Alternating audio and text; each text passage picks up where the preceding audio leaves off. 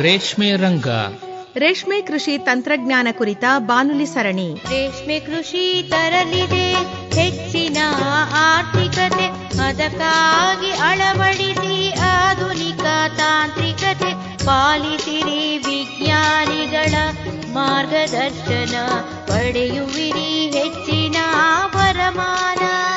ಕೇಳಿ ಕಾರ್ಯಕ್ರಮ ರೇಷ್ಮೆ ರಂಗ.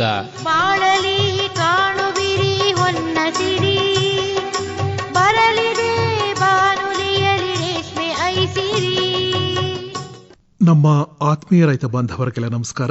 ಇವತ್ತಿನ ರೇಷ್ಮೆ ರಂಗ ಬಾನುಲಿ ರೇಷ್ಮೆ ಕೃಷಿ ತಂತ್ರಜ್ಞಾನ ಸರಣಿಯಲ್ಲಿ ಭಾರತೀಯ ರೇಷ್ಮೆ ಉದ್ಯಮದ ಅಭಿವೃದ್ಧಿಯಲ್ಲಿ ದ್ವಿತಳಿ ಬೈವೋಲ್ಟೆನ್ ರೇಷ್ಮೆ ಕೃಷಿಯ ಪಾತ್ರ ಕುರಿತು ಮೈಸೂರಿನ ಕೇಂದ್ರ ರೇಷ್ಮೆ ಸಂಶೋಧನೆ ಮತ್ತು ತರಬೇತಿ ಸಂಸ್ಥೆಯ ಹಿರಿಯ ವಿಜ್ಞಾನಿ ಡಾ ದಯಾನಂದ ಅವರೊಂದಿಗೆ ಸಂದರ್ಶನ ಕೇಳೋಣ. ಇವರೊಂದಿಗೆ ಭಾಗವಹಿಸಿದ್ದಾರೆ NK ಶಿವಮೂರ್ತಿ. ಡಾಕ್ಟರ್ ದಯಾನಂದ್ ಅವರೇ ನಮಸ್ಕಾರ. ನಮಸ್ಕಾರ. ತಾವು ಇವತ್ತಿನ ದಿವಸ ನಮ್ಮ ದೇಶದ ರೇಷ್ಮೆ ಕೃಷಿ ಉದ್ಯಮದ ಅಭಿವೃದ್ಧಿಯಲ್ಲಿ ದ್ವಿತಳಿ ರೇಷ್ಮೆಯ ಪಾತ್ರ ಏನು, ಮೈಸೂರಿನಲ್ಲಿರುವಂತಹ ಕೇಂದ್ರ ರೇಷ್ಮೆ ಸಂಶೋಧನೆ ಹಾಗೂ ತರಬೇತಿ ಸಂಸ್ಥೆ ಈ ನಿಟ್ಟಿನಲ್ಲಿ ಏನೆಲ್ಲ ಸಂಶೋಧನೆಗಳನ್ನ ಮಾಡಿದೆ, ಮುಂದಿನ ದಿನದಲ್ಲಿ ಈ ಉದ್ಯಮ ಯಾವ ರೀತಿ ಅಭಿವೃದ್ಧಿ ಆಗುತ್ತೆ, ಈ ಎಲ್ಲ ವಿಚಾರಗಳಿಗೆ ಸಂಬಂಧಪಟ್ಟಂತೆ ತಾವು ವಿವರವಾಗಿ ಮಾಹಿತಿಯನ್ನ ನೀಡಬೇಕು. ನಮಗೆಲ್ಲ ತಿಳಿದಿರೋ ಹಾಗೆ ಇಪ್ಪನೇಳೆ ರೇಷ್ಮೆ ಉದ್ಯಮದಲ್ಲಿ ನಾವು ಎರಡು ತರ ರೇಷ್ಮೆನ ನೋಡ್ತೀವಿ. ಮೊದಲನೇದಾಗಿ ಒಂದು ಮಿಶ್ರತಳಿ ರೇಷ್ಮೆ, ಇನ್ನೊಂದು ದ್ವಿತಳಿ ರೇಷ್ಮೆ ಅಂತ. ಏನಪ್ಪ ಈ ಮಿಶ್ರತಳಿ ರೇಷ್ಮೆಗೂ ದ್ವಿತಳಿ ರೇಷ್ಮೆಗೂ ಇರ್ತಕ್ಕಂಥ ವ್ಯತ್ಯಾಸ, ಮತ್ತೆ ಮಿಶ್ರತಳಿ ರೇಷ್ಮೆ ಅಂದ್ರೇನು, ದ್ವಿತಳಿ ರೇಷ್ಮೆ ಅಂದ್ರೇನು? ಸರಳವಾಗಿ ಹೇಳಬೇಕು ಅಂತಂದ್ರೆ, ಈ ಮಿಶ್ರತಳಿ ಹುಳುಗಳ ಗೂಡಿನಿಂದ ಉತ್ಪಾದನೆ ಆಗತಕ್ಕಂಥ ರೇಷ್ಮೆನ ನಾವು ಮಿಶ್ರತಳಿ ರೇಷ್ಮೆ ಅಂತೀವಿ. ಹಾಗೇನೆ ಈ ದ್ವಿತಳಿ ಹುಳುಗಳ ಗೂಡುಗಳಿಂದ ಉತ್ಪಾದನೆ ಮಾಡತಕ್ಕಂಥ ರೇಷ್ಮೆನ ನಾವು ದ್ವಿತಳಿ ರೇಷ್ಮೆ ಅಂತ ನಾವು ಕರಿತೀವಿ. ಈಗ ಉದಾಹರಣೆಗೆ ಈ PM*CSR2 ಅಂತ ಒಂದು ಮಿಶ್ರತಳಿ ಇದೆ ನಮ್ಮಲ್ಲಿ. ಈ PM ಅಂದರೆ ಪ್ಯೂರ್ ಮೈಸೂರ್ ಅಂತ, ಇದನ್ನು ನಾವು ಈ ಕುಣಿಗಲ್ ಬಿತ್ತನೆ ವಲಯದಲ್ಲಿ ಬೆಳೆಸ್ತೀವಿ. ಇದು ನಮ್ಮ ಸ್ವದೇಶಿ ಮೂಲದ್ದು. ಈ PM ಆಗಿರ್ತಕ್ಕಂಥ ಸ್ವದೇಶಿ ಮೂಲದ ಈ ಹೆಣ್ಣು ಚಿಟ್ಟೆನ ಈ ವಿದೇಶಿ ಮೂಲದ ಒಂದು CSR2 ಅಂತಕ್ಕಂಥ ಒಂದು ತಳಿಯ ಗಂಡು ಚಿಟ್ಟೆ ಜೊತೆಯಲ್ಲಿ ಸಂಭೋಗ ಮಾಡಿ ಅದರಲ್ಲಿ ಉತ್ಪಾದನೆ ಆಗಿರ್ತಕ್ಕಂಥ ಮೊಟ್ಟೆನ ಸಾಕಾಣಿಕೆ ಮಾಡಿ ಅದರಲ್ಲಿ ಬಂದಂತಹ ಗೂಡಿನಿಂದ ಏನು ನಾವು ರೇಷ್ಮೆ ತೆಗಿತೀವಿ ಅದು ಮಿಶ್ರತಳಿ ಅಂತ ಹೇಳ್ತೀವಿ. ಹಾಗೇನೆ ಈ ದ್ವಿತಳಿಗೆ ಬಂದರೆ ಎರಡು ವಿಧವಾದಂತಹ ದ್ವಿತಳಿ ಸಂಕರಣಗಳಿದ್ದಾವೆ. ಒಂದು ಬಯೋಲ್ಟೈನ್ ಸಿಂಗಲ್ ಹೈಬ್ರಿಡ್ ಅಂತೀವಿ, ಅಂದರೆ ಏಕಸಂಕರಣ. ಇನ್ನೊಂದು ಬಯೋಲ್ಟೈನ್ ಡಬಲ್ ಹೈಬ್ರಿಡ್ ಅಂತೀವಿ, ಅಂದರೆ ದ್ವಿತಳಿಯ ದ್ವಿಸಂಕರಣ ಅಂತ. ಈ ಏಕಸಂಕರಣಕ್ಕೆ ಒಂದು ಉದಾಹರಣೆ ಅಂದರೆ CSR2 × CSR4. ಇವೆರಡೂ ವಿದೇಶಿ ಮೂಲದವೇನೆ. CSR2 ಅಂತಕ್ಕಂಥದ್ದು ಒಂದು ತಳಿ, CSR4 ಅಂತಕ್ಕಂಥದ್ದು ಒಂದು ತಳಿ. ಇವೆರಡು ಸಂಭೋಗ ಕ್ರಿಯೆನಲ್ಲಿ ಉತ್ಪಾದನೆ ಮಾಡತಕ್ಕಂಥ ಮೊಟ್ಟೆ ಮತ್ತೆ ಅದರ ಗೂಡಿಂದ ಉತ್ಪಾದನೆ ಮಾಡತಕ್ಕಂಥ ಸಿಲ್ಕು. ಅದೇ ಥರ ಈ ಡಬಲ್ ಹೈಬ್ರಿಡ್ ಏನಂತ ದ್ವಿತಳಿಯ ಸಂಕರಣ ಅಂತಂದ್ರೆ ಅಲ್ಲಿ ನಾವು 4 ತಳಿನ ಉಪಯೋಗಿಸ್ತೀವಿ. CSR2-4 2 ತಳಿ ಉಪಯೋಗಿಸ್ತೀವಿ, ಅದು ಏಕಸಂಕರಣ. ಈ ದ್ವಿಸಂಕರಣದಲ್ಲಿ ನಾವು 4 ವಿಧವಾದಂತಹ ವಿದೇಶಿ ಮೂಲದ ತಳಿಗಳನ್ನು ಉಪಯೋಗಿಸ್ತೀವಿ. ಈಗ FC1 × FC2 ಈಗ ತುಂಬಾ ಪ್ರಚಲಿತವಾಗಿರ್ತಕ್ಕಂಥ ಈ ಡಬಲ್ ಹೈಬ್ರಿಡ್ ನಮ್ಮ ಕರ್ನಾಟಕದಲ್ಲಿ. ಈ FC1 ಅಂದರೆ ಫೌಂಡೇಶನ್ ಕ್ರಾಸ್, ಅಂದರೆ FC ಅಂದರೆ foundation cross, FC1 & FC2. FC1 ಅಂದರೆ ಅದರಲ್ಲಿ 2 ತಳಿಗಳನ್ನು ನಾವು ಉಪಯೋಗಿಸ್ತೀವಿ, CSR6 ಮತ್ತು CSR26 ಅಂತಕ್ಕಂಥ ತಳಿ. ಮತ್ತು FC2 ಅಂದರೆ CSR27 ಮತ್ತು CSR2 ಅಂತಕ್ಕಂಥ 2 ಈ ವಿದೇಶಿ ಮೂಲದ ತಳಿಗಳನ್ನೇ ನಾವು ಉಪಯೋಗಿಸ್ತೀವಿ.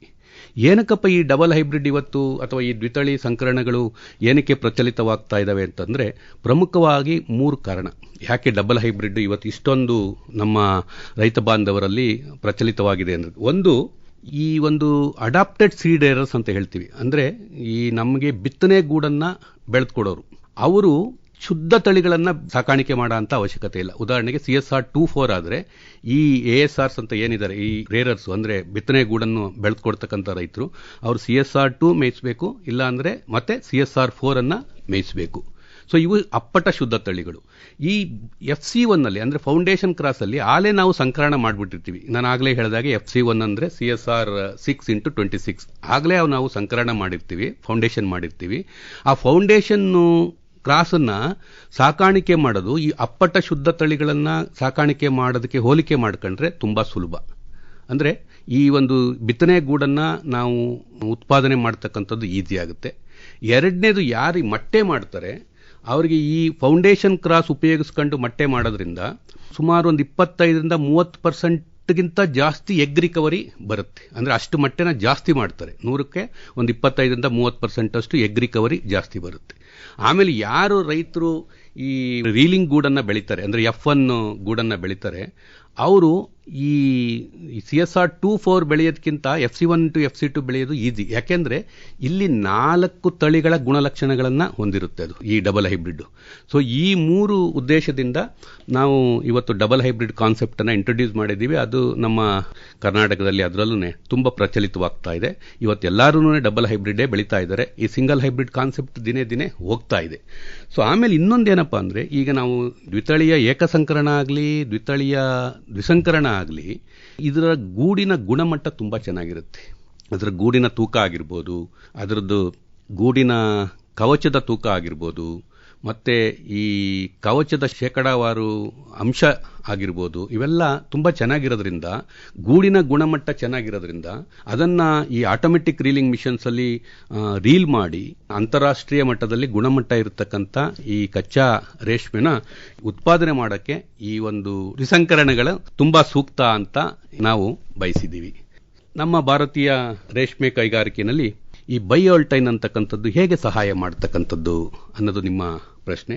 ಈಗ ನೋಡಿ, 2024-25 ಸಾಲಿನ ಒಂದು ಅಂಕಿ ಅಂಶವನ್ನು ನೋಡಿದಾಗ ಭಾರತದಲ್ಲಿ ಒಟ್ಟು 31,119 ಮೆಟ್ರಿಕ್ ಟನ್ನಷ್ಟು ಕಚ್ಚಾ ರೇಷ್ಮೆನ ಉತ್ಪಾದನೆ ಮಾಡ್ತಾ ಇದ್ದೀವಿ. ಸೊ ಅದರಲ್ಲಿ 33% ಅಂದರೆ 10,160 ಮೆಟ್ರಿಕ್ ಟನ್ನಷ್ಟು ಈ ಬಯೋಲ್ಟೈನ್ ಸಿಲ್ಕ್ ಅಂದರೆ ದ್ವಿತಳಿ ರೇಷ್ಮೆನ ಉತ್ಪಾದನೆ ಮಾಡ್ತಿದ್ದೀವಿ. ಇನ್ನು ಮಿಕ್ಕಂತ 67% 20,959 ಮೆಟ್ರಿಕ್ ಟನ್ನಷ್ಟು ಈ ಮಿಶ್ರತಳಿ ರೇಷ್ಮೆನ ನಾವು 24-25 ಸಾಲಿನಲ್ಲಿ ಉತ್ಪಾದನೆ ಮಾಡಿದ್ದೀವಿ. ಇದ್ರ ಜೊತೆಗೆ ಸುಮಾರು 7% ಅಷ್ಟು ಅಂದರೆ 2,036 ಮೆಟ್ರಿಕ್ ಟನ್ನಷ್ಟು ಕಚ್ಚಾ ರೇಷ್ಮೆನ ನಾವು ಆಮದು ಮಾಡಿಕೊಂಡಿದ್ದೀವಿ. ಅಂದರೆ ನಮ್ಮ ಉತ್ಪಾದನೆಗೂ ನಮ್ಮ ಅವಶ್ಯಕತೆಗೂ ಮಧ್ಯೆ ಅಂತರ ಇದೆ. ಈ ಅಂತರನ ನಾವು ರೇಷ್ಮೆನ ಹೊರದೇಶಗಳಿಂದ ಆಮದು ಮಾಡ್ಕೊಳ್ಳೋದ್ರ ಮುಖಾಂತರ ನಾವು ಅದನ್ನು ಸರಿದೂಗಿಸ್ಕೊತಾ ಇದ್ದೀವಿ. ಎಂಥ ರೇಷ್ಮೆ ನಾವು ಆಮದು ಮಾಡ್ಕೊಳ್ತಾ ಇದ್ದೀವಿ? ಗುಣಮಟ್ಟ ಇರತಕ್ಕಂಥ ರೇಷ್ಮೆನೇ ನಾವು ಆಮದು ಮಾಡ್ಕೊಳ್ತಾ ಇದ್ದೀವಿ. ಯಾಕೆಂತಂದರೆ ಇವತ್ತು ನಮ್ಮ ಪವರ್ ಲೂಮ್ಸು ಮತ್ತು ಮೆಕನೈಸ್ಡ್ ಹ್ಯಾಂಡ್ಲೂಮ್ಸ್ಗೆ ಗುಣಮಟ್ಟ ಇರತಕ್ಕಂಥ ರೇಷ್ಮೆ ಅವಶ್ಯಕತೆ ಇದೆ. ಸ್ಪೆಷಲಿ ಈ ಉದ್ದನೆ ಹೆಳೆ ಏನಾಗ್ತಾರೆ ಈ ವೀವಿಂಗ್ ಸೆಕ್ಟರಲ್ಲಿ, ಅದಕ್ಕೆ ರೇಷ್ಮೆಯ ಗುಣಮಟ್ಟ ಚೆನ್ನಾಗಿರಬೇಕು. ಇಲ್ಲ ಅಂದರೆ ವೀವಿಂಗ್ ಟೈಮಲ್ಲಿ ಅಂದರೆ ಈ ನೇಯ್ಗೆ ಹಂತದಲ್ಲಿ ಈ ಅಡ್ಡ ಎಳೆಯ ಜೆಟ್ ಒಡೆದು ಅದು ಬ್ರೇಕ್ ಆಗತಕ್ಕಂಥ ಚಾನ್ಸಸ್ ಇರುತ್ತೆ. ಅದಕ್ಕೋಸ್ಕರ ಇವತ್ತು ನಮ್ಮ ಮೆಕನೈಸ್ಡ್ ಹ್ಯಾಂಡ್ಲೂಮ್ ಸೆಕ್ಟರಲ್ಲಿ ಮತ್ತು ಆಟೋಮೆಟಿಕ್ ಪವರ್ ಲೂಮ್ ಸೆಕ್ಟರಲ್ಲಿ ನಾವು ಈ ಗುಣಮಟ್ಟದ ಕಚ್ಚಾ ರೇಷ್ಮೆನೆ ಉಪಯೋಗಿಸಬೇಕಾದಂಥ ಅನಿವಾರ್ಯತೆ ನಮ್ಮಲ್ಲಿದೆ. ಆದ್ದರಿಂದನೇ ನಾವು ಉತ್ತಮ ಗುಣಮಟ್ಟ ಇರತಕ್ಕಂಥ ಕಚ್ಚಾ ರೇಷ್ಮೆನ ನಾವು ಆಮದು ಮಾಡ್ಕೊಳ್ತಾ ಇದ್ದೀವಿ. ಅಂದರೆ ಇವತ್ತು ನಾವೇನಾದರೂ ಗುಣಮಟ್ಟ ಇರತಕ್ಕಂಥ ರೇಷ್ಮೆನ ಉತ್ಪಾದನೆ ಮಾಡಿದರೆ ಮೊದಲನೇದೇನು, ನಾವೇನು ಆಮದು ಮಾಡ್ಕೊಳ್ತಾ ಇದ್ದೀವೋ ಅದನ್ನು ಕಡಿತ ಮಾಡ್ಬೋದು ಅಥವಾ ಕಂಪ್ಲೀಟು ನಿಲ್ಲಿಸ್ಬೋದು. ನಾವೇ ಉತ್ಪಾದನೆ ಮಾಡಿಕೊಂಡ್ರೆ ಹೊರದೇಶದಿಂದ ತರಿಸಕ್ಕಂಥ ಅವಶ್ಯಕತೆ ಇಲ್ಲ. ಎರಡನೇದು, ಇವತ್ತು ನೋಡಿ ಚೀನಾ ಮೊದಲು ಎಲ್ಲ ಒಂದು 150,000 ಮೆಟ್ರಿಕ್ ಟನ್ನಷ್ಟು ಕಚ್ಚಾ ರೇಷ್ಮೆನ ಉತ್ಪಾದನೆ ಮಾಡ್ತಿತ್ತು. ಇವತ್ತು ನೋಡಿದ್ರೆ ಸುಮಾರು ಅದು ಒಂದು 50,000 ಮೆಟ್ರಿಕ್ ಟನ್ಗಿಂತ ಕಡಿಮೆ ಕಚ್ಚಾ ರೇಷ್ಮೆನ ಉತ್ಪಾದನೆ ಮಾಡ್ತಾ ಇದೆ. ಪ್ರಪಂಚದ ಸುಮಾರು ದೇಶಗಳು ಈ ಚೀನಾದ ರೇಷ್ಮೆ ಮೇಲೆ ಅವಲಂಬಿತವಾಗಿದ್ದು, ಅವರ ರೇಷ್ಮೆ ಉತ್ಪಾದನೆ ಕಡಿಮೆ ಆಗ್ತಾ ಇರೋದ್ರಿಂದ ನಮಗೆ ಈ ಎಕ್ಸ್ಪೋರ್ಟ್ ಮಾಡತಕ್ಕಂಥ ಅವಕಾಶಗಳು ಜಾಸ್ತಿ ಇದೆ. ಈ ಒಂದು ಅವಕಾಶವನ್ನು ಉಪಯೋಗಿಸ್ಕೊಳ್ಬೇಕು ಅಂತಂದರೆ ನಮ್ಮಲ್ಲಿ ಉತ್ಪಾದನೆ ಮಾಡ್ತಕ್ಕಂಥ ರೇಷ್ಮೆ ಅಂತಾರಾಷ್ಟ್ರೀಯ ಮಟ್ಟದಲ್ಲಿ ಗುಣಮಟ್ಟ ಹೊಂದಿರಬೇಕು. ಆಮೇಲೆ ಮೂರನೇದಾಗಿ, ಈ ಗೂಡು ಗುಣಮಟ್ಟ ಇರೋದ್ರಿಂದ ನಮ್ಮ ರೈತ ಬಾಂಧವರಿಗೂ ಸಹ ಹೆಚ್ಚಿನ ಆದಾಯ ಸಿಗುತ್ತೆ. ಅಂದರೆ ಪ್ರತಿ ಕೆಜಿಯ ಧಾರಣೆ ಹೆಚ್ಚು ಕೊಡುತ್ತೆ. ಈಗ ಮಿಶ್ರತಳಿ ಗೂಡಂತಂದರೆ 1 kg ಸಿಲ್ಕನ್ನು ಉತ್ಪಾದನೆ ಮಾಡೋಕ್ಕೆ ಒಂದು 6.5-7 kgಯಷ್ಟು ಅಥವಾ 8 kgಯಷ್ಟು ಗೂಡು ಬೇಕಾದರೆ, ಈ ದ್ವಿತಳಿ ಸಂಕರಣಗಳಿಂದ ರೇಷ್ಮೆ ತೆಗಿಬೇಕಂದ್ರೆ ಸುಮಾರು 5.5-6 kgಯಷ್ಟು ಅಥವಾ 6.5 kgಯಷ್ಟು ಗೂಡು ಮಾತ್ರ ಸಾಕಾಗುತ್ತೆ. ಸೊ ಗುಣಮಟ್ಟ ಚೆನ್ನಾಗಿರುತ್ತೆ. ಅಂದರೆ ಈ ದ್ವಿತಳಿ ಸಂಕರಣಗಳ ಗೂಡುಗಳಿಂದ ಏನು ಉತ್ಪಾದನೆ ಮಾಡುತ್ತಾರೆ ಗೂಡು, ಆ ಗೂಡಿಂದ ತೆಗೆದಂತಹ ರೇಷ್ಮೆ ಒಂದು ಉತ್ತಮವಾದಂತಹ ಗುಣಮಟ್ಟ ಇರುತ್ತೆ. ಅಂತಾರಾಷ್ಟ್ರೀಯ ಮಟ್ಟದಲ್ಲಿ ಅದು ಗುಣಮಟ್ಟ ಇರೋದ್ರಿಂದ ಗೂಡಿಗೂ ಸಹ ಒಳ್ಳೆ ಬೆಲೆ ಸಿಗುತ್ತೆ. ಇದರಿಂದ ರೈತರ ಆದಾಯ ಹೆಚ್ಚಳ ಆಗುತ್ತೆ. ತದನಂತರ ಈ ಒಂದು ತಂತ್ರಜ್ಞಾನದ ಅಭಿವೃದ್ಧಿಗೂ ಸಹ ಇದು ಸಹಾಯ ಮಾಡುತ್ತೆ. ಯಾಕೆಂದ್ರೆ ಇವಕ್ಕೆ ಒಂದು ಈ ವೈಜ್ಞಾನಿಕ ಪದ್ಧತಿ ಬೇಕಾಗುತ್ತೆ, ಅದರಲ್ಲಿ ಒಂದು ಸುಧಾರಿತ ಮನೆಗಳು ಬೇಕಾಗುತ್ತೆ, ಒಂದು ಹೊಸ ಹೊಸ ತಂತ್ರಜ್ಞಾನಗಳು ಬೇಕಾಗುತ್ತೆ. ಇವೆಲ್ಲ ಅಗತ್ಯ ಇರೋದ್ರಿಂದ ಈ ಒಂದು ತಂತ್ರಜ್ಞಾನನ ಅಭಿವೃದ್ಧಿ ಮಾಡೋಕ್ಕೆ ಉತ್ತೇಜನ ಕೊಡುತ್ತೆ ಅದು ಈ ದ್ವಿತಳಿ ರೇಷ್ಮೆ ಕೈಗಾರಿಕೆ. ತದನಂತರ ಉದ್ಯೋಗ ಅವಕಾಶಗಳು ಸಹ ಹೆಚ್ಚುತ್ತವೆ. ಯಾಕೆಂತಂದ್ರೆ ಈಗ ಒಂದು ಸಸ್ಟೈನಬಿಲಿಟಿ ಇರಬೇಕು. ಈಗ ನಮಗೆ ಏನಾದರೂ ಒಂದು ಉದ್ದಿಮೆ ಉಳಿಬೇಕಂತಂದ್ರೆ ಆ ಉದ್ದಿಮೆನಲ್ಲಿ ಬರ್ತಕ್ಕಂಥ ಔಟ್ಪುಟ್ ಉದ್ಯಮಕ್ಕೆ ಅವಶ್ಯಕತೆ ಇರಬೇಕು. ಇವತ್ತು ನಮಗೆ ಉದ್ಯಮಕ್ಕೆ ಏನು ಅವಶ್ಯಕತೆ ಇದೆ? ಗುಣಮಟ್ಟದ ರೇಷ್ಮೆ ಉತ್ಪಾದನೆ ಅವಶ್ಯಕತೆ ಇದೆ. ಸೊ ಅದನ್ನು ಉತ್ಪಾದನೆ ಮಾಡಿದಾಗ ಮಾತ್ರ ನಮ್ಮ ಇಂಡಸ್ಟ್ರಿ ಸಸ್ಟೈನಬಲ್ ಆಗುತ್ತೆ. ಅಂದರೆ ಅದರ ಉಳಿವು ಈ ಇದ್ರ ಮೇಲೆನೆ ನಿರ್ಧಾರ ಆಗ್ತದೆ. ಸೊ ಆವಾಗ ಏನಾಗುತ್ತೆ, ಈ ಇಂಡಸ್ಟ್ರಿ ಸಸ್ಟೈನ್ ಆದರೆ ಉದ್ಯೋಗ ಅವಕಾಶಗಳು ಸಿಗ್ತವೆ. ಯಾವಾಗ ಉದ್ಯೋಗ ಅವಕಾಶಗಳು, ಅದರಲ್ಲೂ ಅತಿ ಸಣ್ಣ ರೈತರು ಮತ್ತು ಸಣ್ಣ ರೈತರೇ ಸೆರಿಕಲ್ಚರ್ ಮಾಡ್ತಾ ಇರೋದ್ರಿಂದ ಅವರಿಗೆ ಉದ್ಯೋಗ ಅವಕಾಶಗಳು ಜಾಸ್ತಿ ಈ ನಿಟ್ಟಿನಲ್ಲಿ ಸಿಗುತ್ತವೆ. ಇಷ್ಟೆಲ್ಲ ಇದಿದ್ರು ಕೆಲವು ಸವಾಲುಗಳಿದ್ದಾವೆ. ನೀವು ಹೇಳಿದಾಗೆ ಸವಾಲುಗಳು, ಉದಾಹರಣೆಗೆ ಏನು ನಾವು ನಿರೀಕ್ಷೆ ಎಷ್ಟು ಇಟ್ಕೊಂಡಷ್ಟು ಅದರಲ್ಲಿ ಅಪಾಯ ಇರುತ್ತೆ. ಅಪಾಯನ ನಾವು ಸರಿದೂಗ್ಸಕ್ಕೆ ಅದಕ್ಕೊಂದು ತಂತ್ರನೂ ಇರುತ್ತೆ. ಸೊ ಏನಪ್ಪ ಇದ್ರ ಮುಖ್ಯವಾಗಿ ಇದರಲ್ಲಿ ಇರತಕ್ಕಂಥ ನಿರೀಕ್ಷೆ ಏನು? ಈ ದ್ವಿತಳಿ ಸಂಕರಣಗಳಿಂದ ಉತ್ಪಾದಕತೆ ಜಾಸ್ತಿ ಇದೆ. ಅಂದರೆ ರೈತರಿಗೆ ಪ್ರತಿ 100 ಮಟ್ಟಿಗೆ 60ರಿಂದ 70 ಕೆಜಿ ಇಳುವರಿಗಿಂತ ಹೆಚ್ಚು ಗೂಡನ್ನು ಉತ್ಪಾದನೆ ಮಾಡ್ತಕ್ಕಂಥ ಸಾಮರ್ಥ್ಯ ಈ ನಮ್ಮ ಈ ದ್ವಿತಳಿ ಸಂಕರಣಕ್ಕೆ ಇದೆ. ಒಂದು. ಎರಡನೇದು, ಆ ಸಂಕರಣಗಳ ಸಾಕಾಣಿಕೆಯಲ್ಲಿ ಏನು ಗೂಡನ್ನು ಉತ್ಪಾದನೆ ಮಾಡ್ತೀವಿ ಆ ಗೂಡಿನ ಗುಣಮಟ್ಟ ಚೆನ್ನಾಗಿರುತ್ತೆ. ಗೂಡಿನ ಗುಣಮಟ್ಟನೇ ಸುಮಾರು 80% ಈ ಸಿಲ್ಕ್ ಕ್ವಾಲಿಟಿ ಏನು ನಾವು ಹೇಳ್ತೀವಿ ಅದನ್ನು ನಿರ್ಧಾರ ಮಾಡ್ತಕ್ಕಂಥದ್ದು ಈ ಗೂಡಿನ ಗುಣಮಟ್ಟನೇ. ಸೊ ಆದ್ರಿಂದ ಈ ಗೂಡಿನ ಗುಣಮಟ್ಟ ಚೆನ್ನಾಗಿದ್ದಾಗ, ಈಗೆಲ್ಲ ಸುಮಾರು ನಾವು ಆಟೋಮೆಟಿಕ್ ರೀಲಿಂಗ್ ಮಿಷನ್ ನಾವು ಪ್ರಮೋಟ್ ಮಾಡ್ತಿದ್ದೀವಿ. ಈ ಆಟೋಮೆಟಿಕ್ ರೀಲಿಂಗ್ ಮಿಷನ್ ಅಲ್ಲಿ ಸುಮಾರು ಆಕ್ಟಿವಿಟೀಸು ಆಟೋಮೆಟಿಕ್ ಆಗಿ ಮಿಷನರಿನೇ ಮಾಡೋದ್ರಿಂದ ಅಲ್ಲಿ ಉಪಯೋಗಿಸ್ತಕ್ಕಂಥ ರಾ ಮೆಟೀರಿಯಲ್ ಅಂದರೆ ಗೂಡು ಗುಣಮಟ್ಟ ಇರಬೇಕು. ಸೊ ಆ ಗುಣಮಟ್ಟ ಈ ಒಂದು ದ್ವಿತಳಿಯ ಸಂಕರಣದಲ್ಲಿ ಇರೋದ್ರಿಂದ ಆ ಒಂದು ARMಗಳಲ್ಲೆಲ್ಲ ನಾವು ಇದನ್ನು ಉಪಯೋಗಿಸಿಕೊಂಡು ಈ 2A and above ಗ್ರೇಡ್ಗಿಂತ ಹೆಚ್ಚು ಅಂತಾರಾಷ್ಟ್ರೀಯ ಗುಣಮಟ್ಟ ಹೊಂದಿರತಕ್ಕಂಥ ಕಚ್ಚಾ ರೇಷ್ಮೆನ ನಾವು ಉತ್ಪಾದನೆ ಮಾಡ್ಬೋದು. ಅಂಥ ಶಕ್ತಿ ಈ ದ್ವಿತಳಿ ಸಂಕರಣಗಳಿಗೆ ಇದೆ. ಆದರೆ ಅಪಾಯ ಏನಪ್ಪಾ ಅಂತಂದ್ರೆ, ಫಸ್ಟ್ ನಾವು ಅರ್ಥ ಮಾಡ್ಕೊಳ್ಬೇಕಾಗಿರೋದು, ನಾವೇನು ಈ ಬಯೋಲ್ಟೈನ್ ಅಂತ ಹೇಳ್ತೀವಿ ಅಥವಾ ದ್ವಿತಳಿ ಅಂತ ಹೇಳ್ತೀವಿ, ಇವೆಲ್ಲ ವಿದೇಶಿ ಮೂಲಗಳು. ಇವಕ್ಕೆ ಒಂದು ಗುಣಾತ್ಮಕ ಗೂಡನ್ನು ಉತ್ಪಾದನೆ ಮಾಡ್ತಕ್ಕಂಥ ಶಕ್ತಿ ಇದ್ರೂ ಸಹ ಈ ಒಂದು 3 ಅಂಶಗಳಿಗೆ ಬೇಗನೆ ಪ್ರತಿಕ್ರಿಯೆ ನೀಡ್ತವೆ. ಮೊದಲನೇದಾಗಿ ಈ ಪ್ರತಿಕೂಲ ಹವಾಮಾನ, ಅಂದರೆ ಹೆಚ್ಚಿನ ತಾಪಮಾನ, ಹೆಚ್ಚಿನ ಆರ್ದ್ರತೆ ಮತ್ತು ಕಡಿಮೆ ಗಾಳಿ ಇದಿದ್ರೆ ಈ ದ್ವಿತಳಿ ಸಂಕರಣಗಳು ಬೇಗನೆ ಪ್ರತಿಕ್ರಿಯೆ ನೀಡ್ತವೆ. ತದನಂತರ ರೋಗಾಣುಗಳಿಗೆ ಏನಾದರೂ ಅವುಗಳನ್ನು ಸಾಕಾಣಿಕೆ ಏನು ಮಾಡ್ತೀವಿ ಅಲ್ಲಿ ರೋಗಾಣುಗಳಿದ್ರೆ, ಈಗ ಶಿಲೀಂಧ್ರ ಆಗ್ಬೋದು, ಬ್ಯಾಕ್ಟೀರಿಯಾ ಆಗ್ಬೋದು, ವೈರಸ್ ಆಗ್ಬೋದು, ಮೈಕ್ರೋಸ್ಪೊರಿಡಿಯಾ ಆಗ್ಬೋದು, ಈ ಎಲ್ಲ ಥರವಾದಂತಹ ರೋಗಾಣುಗಳಿಗೆ ಪ್ರತಿಕ್ರಿಯೆ ನೀಡಿ ರೋಗಗಳಿಗೆ ತುತ್ತಾಗತಕ್ಕಂಥ ಸಂಭವನೀಯತೆಗಳು ತುಂಬ ಜಾಸ್ತಿ ಈ ದ್ವಿತಳಿಗಳಲ್ಲಿ. ಮೂರನೇದು ಅಸಮರ್ಪಕ ಆಹಾರ. ಅಸಮರ್ಪಕ ಆಹಾರ ಅಂದರೆ ಗುಣಮಟ್ಟ ಚೆನ್ನಾಗಿಲ್ದಲೇ ಇರಬಹುದು, ಅಥವಾ ನೀವು ಸಾಕಷ್ಟು ಪ್ರಮಾಣದಲ್ಲಿ ಆ ಹುಳುಗೆ ಎಷ್ಟು ತಿನ್ನುತ್ತೋ ಅಷ್ಟು ಸೊಪ್ಪನ್ನು ಕೊಡದಲೇ ಇರ್ಬೋದು, ಅಥವಾ ಇನ್ನು ಸ್ವಲ್ಪ ಎಳೆ ಸೊಪ್ಪು ಅಂದರೆ ಮೃದುವಾಗಿರ್ತಕ್ಕಂಥ ಸೊಪ್ಪು ಈ ದ್ವಿತಳಿ ಸಂಕರಣಗಳಿಗೆ ಇಡಿಸೋದಿಲ್ಲ. ಈ 3 ಅಂಶಗಳಿಗೆ ಬೇಗನೆ ಪ್ರತಿಕ್ರಿಯೆ ನೀಡುತ್ತೆ. ಆದ್ರಿಂದ ಒಂದು ತಂತ್ರ ಏನಪ್ಪಾ ಅಂದರೆ ಪರಿಸರ ಚೆನ್ನಾಗಿ, ಯಾಕೆಂದರೆ ಈ ಅನಾನುಕೂಲಕರ ಪರಿಸ್ಥಿತಿಗೆ ಅವು ಬೇಗನೆ ಪ್ರತಿಕ್ರಿಯೆ ನೀಡ್ತವೆ ಅಂದರೆ ಅದಕ್ಕೆ ಬೇಕಾಗಿರ್ತಕ್ಕಂಥ ಉಷ್ಣಾಂಶ, ತೇವಾಂಶನ ಒದಗಿಸಬೇಕಾಗುತ್ತೆ. ಒಂದು. ತದನಂತರ ಅವು ರೋಗಾಣುಗಳಿಗೆ ಪ್ರತಿಕ್ರಿಯೆ ನೀಡೋದ್ರಿಂದ ರೋಗ ಬರ್ದಲೇ ಇರೋ ಹಾಗೆ ಪ್ರಿವೆಂಟಿವ್ ಮೆಜರ್ಸ್ ಅಂಥವನ್ನೆಲ್ಲ ನಾವು ನಿರ್ವಹಣೆ ಮಾಡಬೇಕಾಗುತ್ತೆ. ಆಮೇಲೆ ಇದೆಲ್ಲದಕ್ಕೂ ಮುಖ್ಯವಾಗಿ ರೈತರಿಗೆ ದ್ವಿತಳಿ ಸಂಕರಣಗಳ ಬೆಳವಣಿಗೆ ಹೇಗಿರುತ್ತೆ, ಅದರ ಅಗತ್ಯತೆಗಳೇನು, ಅದಕ್ಕೆ ಯಾವ ಥರವಾದಂತಹ ಒಂದು ತಂತ್ರಜ್ಞಾನನ ಅಳವಡಿಸ್ಕೊಳ್ಬೇಕು, ಅದನ್ನು ಹೇಗೆ ನಿರ್ವಹಣೆ ಮಾಡಬೇಕು ಅಂತಕ್ಕಂಥ ಒಂದು ತರಬೇತಿನ ಸಹ ನಾವು ಅವರಿಗೆ ಕೊಡಬೇಕಾಗುತ್ತೆ. ಇನ್ನು ನಮ್ಮ ಮುಂದಿನ ದಾರಿ ಅನ್ನೋದು ಹೇಳೋದಾದ್ರೆ, ಈಗ ನೋಡಿ ನಮ್ಗಾಗಲೇ ಗೊತ್ತಾಗಿದೆ ಈ ಬಯೋಲ್ಟೈನ್ ದ್ವಿತಳಿ ಸಂಕರಣಗಳು ಅಥವಾ ದ್ವಿತಳಿ ರೇಷ್ಮೆ ಕೈಗಾರಿಕೆ ಏನಿದೆ, ಒಂದೇ ವಾಕ್ಯದಲ್ಲಿ ಹೇಳಬೇಕಂತಂದ್ರೆ ಈ ದ್ವಿತಳಿಗಳ ಒಳ್ಳೆ ನಿಮ್ಗೆ ಬೆಳೆ ಬರಬೇಕಂತಂದ್ರೆ ವಾತಾವರಣದ ಹಿಡಿತ, ನಮ್ಮ ಕೈಯಲ್ಲಿರತಕ್ಕಂಥ ರೋಗಾಣು ಮುಕ್ತ ಪ್ರದೇಶದಲ್ಲಿ ಹುಳುಗಳಿಗೆ ಸಾಕಷ್ಟು ಪ್ರಮಾಣದ ಗುಣಮಟ್ಟದ ಸೊಪ್ಪು ಮತ್ತೆ ಹಂತಕ್ಕೆ ಅನುಗುಣವಾಗಿ ಸ್ಥಳಾವಕಾಶವನ್ನು ಕೊಟ್ಟು ಹುಳು ಸಾಕಾಣಿಕೆ ಮಾಡಬೇಕು. ಸೊ ಇದ್ರ ತಾತ್ಪರ್ಯ ಇಷ್ಟೇನೆ. ಮುಂದೆ ನಾವೇನು ಮಾಡಬೇಕು ಅಂದರೆ ಪ್ರತಿಯೊಬ್ಬರದ್ದು ಇಲ್ಲಿ ಪಾತ್ರ ಇದೆ. ಈಗ ನಾವು ಆಸ್ ಎ ರಿಸರ್ಚರ್ ಆಗಿ ಅಂದರೆ ಒಂದು ಸಂಶೋಧನಾಲಯದಲ್ಲಿ ಏನಾಗಬೇಕು, ಮತ್ತೆ ರೈತರ ಮಟ್ಟದಲ್ಲಿ ಏನಾಗಬೇಕು, ಸರ್ಕಾರದ ಮಟ್ಟದಲ್ಲಿ ಏನಾಗಬೇಕು, ಎಲ್ಲರ ಪಾತ್ರನೂ ಇರುತ್ತೆ. ನಾನು ಆಗಲೇ ಹೇಳಿದೆ, ವಾತಾವರಣದ ಹಿಡಿತ ನಮ್ಮ ಕೈಯಲ್ಲಿರ್ತಕ್ಕಂಥ ಪ್ರದೇಶ ಅಂತ ಹೇಳಿದೆ. ಅಂದರೆ ಅದಕ್ಕೆ ಬೇಕಾಗಿರ್ತಕ್ಕಂಥ ಉಷ್ಣಾಂಶ, ಅದಕ್ಕೆ ಹುಳುಗಳ ಬೆಳವಣಿಗೆಗೆ ಬೇಕಾಗಿರ್ತಕ್ಕಂಥ ತೇವಾಂಶ, ಮತ್ತೆ ಸಮರ್ಪಕ ಗಾಳಿ, ಇವೆಲ್ಲ ಬೇಕಂತಂದ್ರೆ ಒಂದು ಹುಳು ಸಾಕಾಣಿಕೆ ಮನೆ ಅನ್ನೋದು ಒಂದಿರಬೇಕು. ಸೊ ಆ ಮನೆ ಹೇಗಿರಬೇಕು, ಎಷ್ಟು ಉದ್ದ, ಅದರ ಅಗಲ, ಅದರಲ್ಲಿ ಅಳವಡಿಸ್ತಕ್ಕಂಥ ವೆಂಟಿಲೇಟರ್ಸು, ಇವೆಲ್ಲ ಹೇಗಿರಬೇಕು ಅಂತಕ್ಕಂಥದ್ದು ನಿರ್ಧಾರ ಮಾಡತಕ್ಕಂಥದ್ದು ಅಥವಾ ಅದನ್ನ ಕಂಡುಹಿಡಿಬೇಕಾಗಿರ್ತಕ್ಕಂಥ ನಮ್ಮ ರಿಸರ್ಚರ್ಸ್ಗೆ ಬಿಟ್ಟಿದ್ದು. ಅಂದ್ರೆ ಸಂಶೋಧನೆಯಲ್ಲಿ ಆ ಕೆಲಸಗಳಾಗಬೇಕು. ಆಮೇಲೆ ಅವು ರೋಗಾಣು ಮುಕ್ತ ಪ್ರದೇಶ ಅಂದ್ರೆ ಒಂದು ಡಿಸ್ಇನ್ಫೆಕ್ಷನ್ ಟೆಕ್ನಾಲಜಿ, ಅಂದ್ರೆ ಸೋಂಕು ನಿವಾರಣಾ ತಂತ್ರಜ್ಞಾನ ಅನ್ನೋದೊಂದು ಬೇಕು. ಅದನ್ನು ಸಹ ನಮ್ಮ ರಿಸರ್ಚರೇ ಮಾಡಬೇಕು.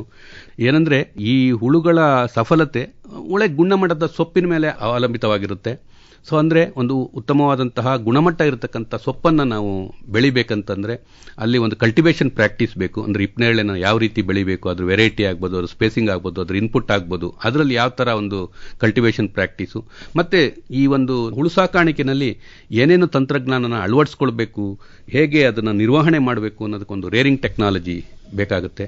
ಸೊ ಇದನ್ನೆಲ್ಲ ಸಂಶೋಧನೆಯಲ್ಲಿ ನಾವು ಮಾಡಬೇಕಾಗುತ್ತೆ. ತದನಂತರ ಯಾವುದೇ ಒಂದು ತಂತ್ರಜ್ಞಾನ ನಾವು ಅಭಿವೃದ್ಧಿ ಮಾಡಿದಾಗ, ಈ ತಂತ್ರಜ್ಞಾನ ಆಗ್ಬೋದು ಅಥವಾ ಯಾವುದಾದ್ರೂ ಒಂದು ಪ್ರಾಡಕ್ಟ್ ಆಗ್ಬೋದು ಅಥವಾ ಯಾವುದಾದ್ರೂ ಒಂದು ಡಿವೈಸ್ ಆಗ್ಬೋದು, ಈ ಸಂಶೋಧನಾಲಯದಲ್ಲಿ ನಾವು ಅದನ್ನು ಅಭಿವೃದ್ಧಿ ಮಾಡಿದಾಗ ಅದು EQ ಫಾರ್ಮುಲಾ ಅಂತ ಒಂದಿದೆ. ಯಾವುದೇ ಒಂದಾದ್ರೂ ಅದು EQ ಫಾರ್ಮುಲಾನ ನಾವು ಸ್ಯಾಟಿಸ್ಫೈ ಮಾಡಬೇಕು. EQ ಫಾರ್ಮುಲಾ ಅಂತಂದರೆ ಒಂದು ಎಫೆಕ್ಟಿವ್ ಅಂದರೆ ಪರಿಣಾಮಕಾರಿ ಆಗಿರಬೇಕು. ಎರಡನೇದು ಈಸಿ ಟು ಅಡ್ಯಾಪ್ಟ್ ಅಂದರೆ ರೈತರು ಅದನ್ನ ಅಳವಡಿಸ್ಕೊಳ್ಳೋಕ್ಕೆ ಸುಲಭವಾಗಿರಬೇಕು. ಮತ್ತು ಇನ್ನೊಂದು ಎಕನಾಮಿಕಲಿ ವಯಬಲ್, ಆರ್ಥಿಕವಾಗಿ ಲಾಭದಾಯಕವಾಗಿರಬೇಕು. ಏನೇನು ಟೆಕ್ನಾಲಜಿ, ಏನೇನು ಪ್ರಾಡಕ್ಟು, ಏನೇನು ಡಿವೈಸನ್ನು ನಾವು ಮಾಡ್ತೀವಿ ಸಂಶೋಧನೆಯಲ್ಲಿ, ಆ EQ ಫಾರ್ಮುಲಾ ಸೆಟ್ ಆಗಬೇಕು. ತದನಂತರ ಬಂದರೆ ಈಗ ವಿಜ್ಞಾನದಲ್ಲಿ ನಾವೆಲ್ಲ ಕಂಡುಹಿಡಿದಿದ್ದೀವಿ, ಇದೆಲ್ಲ ರೈತರಿಗೆ ತಲುಪಿಸ್ಬೇಕಲ್ಲ. ರೈತರಿಗೆ ತಲುಪಿಸೋಕ್ಕೆ ಸೂಕ್ತವಾದಂತಹ ರೀತಿಯಲ್ಲಿ ರೈತರಿಗೆ ತರಬೇತಿ ಕೊಡಬೇಕು. ಮೂರನೇದು, ಈ ಸರ್ಕಾರದಿಂದ ಏನೇನು ಯೋಜನೆಗಳಿದಾವೆ ಅದನ್ನ ಅನುಷ್ಠಾನಗೊಳಿಸೋಕ್ಕೆ ನಮ್ಮ ಇಲಾಖೆ ಇರಬೇಕು. ಅದನ್ನು ನಮ್ಮ ಕರ್ನಾಟಕ ಸರ್ಕಾರದ ರೇಷ್ಮೆ ಇಲಾಖೆ ಅವ್ರು ಮಾಡಬೇಕು. ತದನಂತರ ಈ back bone of the industry ಅಂದರೆ ಒಂದು ಗುಣಮಟ್ಟ ಇರತಕ್ಕಂಥ ರೇಷ್ಮೆ ಮೊಟ್ಟೆ, ಆ ಮೊಟ್ಟೆನ ನಾವು ಪೂರೈಕೆ ಮಾಡಬೇಕು.